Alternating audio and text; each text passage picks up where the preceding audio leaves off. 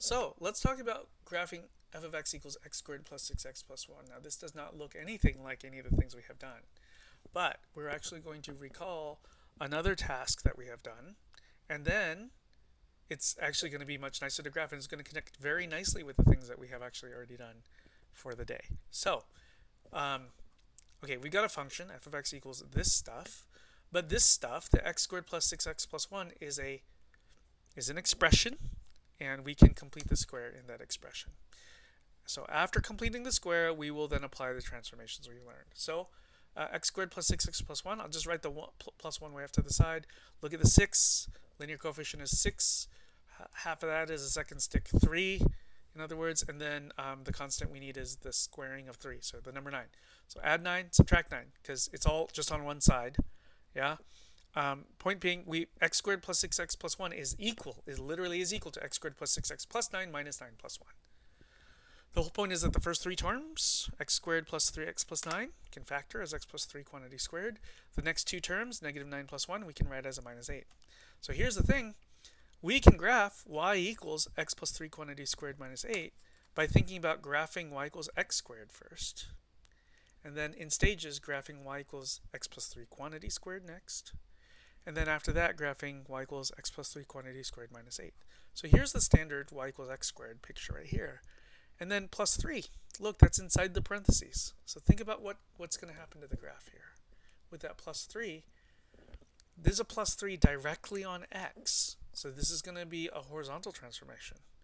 And plus 3, if you're thinking shift to the right, be careful. With these horizontal transformations, they always all seem a little odd because we actually have to compensate for what's going on with the x value. There's going to be a shift to the left by 3 units. Then take this new parabola, so this is y equals x plus 3 quantity squared, and then apply to that a minus 8. What does minus 8 to the y coordinate do? Shifts down by 8 units. So instead of the corner of the parabola being right here, instead of being here, it's down 8 units right there. Let's see another one of these. How about f of x equals x squared minus 6x plus 16? Same deal. Let's complete the square. Okay, so negative 6 is the linear coefficient. Negative 3 is the second stick. Positive 9 is the number to add, but we also need to subtract it in order to keep equals here. And then we just still write the plus 16. The first three terms factors, but this time is x minus 3 quantity squared. And then the negative 6 plus 16, sorry, the negative 9 plus 16 will simplify to a positive 7. Okay, so we'll graph y equals x squared, standard parabola. That's one I want you to know. And then y equals x minus 3 quantity squared. So then this is the one that's going to be a shift to the right by 3 units.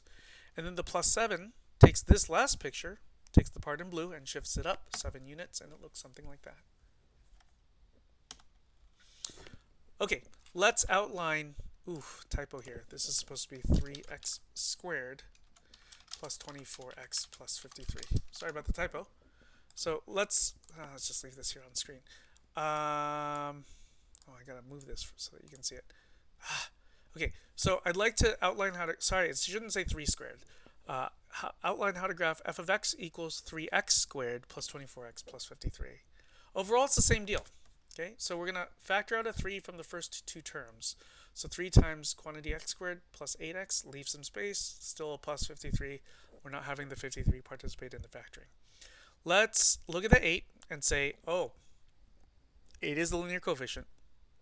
Half of that is 4. So 4 is the second stick.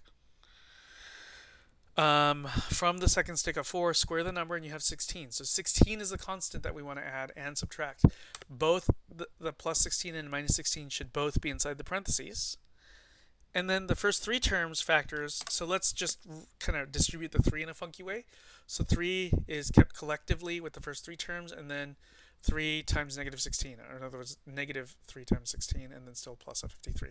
The point is that in the parentheses here, x squared plus 8x plus 16 factors as x plus 4 quantity squared. So you have 3 times quantity x plus 4 squared, then minus 48 plus 53, and we can simplify the constants to a plus 5. So how would we graph y is equal to 3 times quantity x plus 4 squared plus 5? Think about this, connect this back to the graph transformations we were just talking about.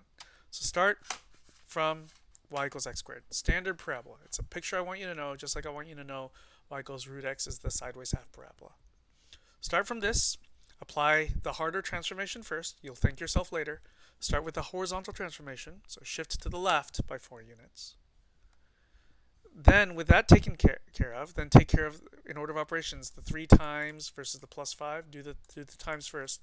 So you have a vertical stretch by a factor of 3, and then finally you have a vertical shift by 5. Shift up by 5 units. I think what you should try to do is try graphing this on your own.